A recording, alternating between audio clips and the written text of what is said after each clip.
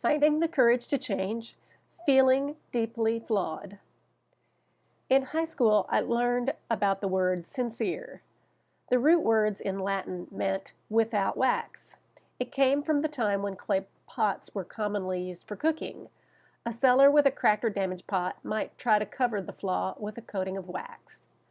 The waxed pot would hold water at the market, but put it over the fire to cook a meal and the wax would melt. Usually the flawed pot would break. Buyers began to ask, is it without wax? Is it sincere? Emotionally, I was just like a cracked pot. I felt deeply flawed.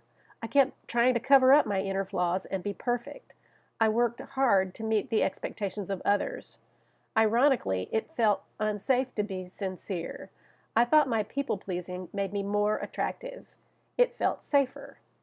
But in the heat of a relationship, my flaws would suddenly appear. Before long, the relationship would end. I didn't feel safe to be the real me.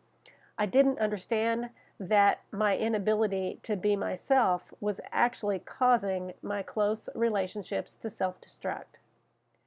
Slowly, I learned to shift my focus to myself. Instead of trying to figure out how to match another's view of how I should be, I began trying to figure out exactly who I am. I'm learning to discover and value my unique qualities.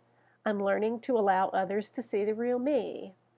I'm learning to not care so much about what others think about me.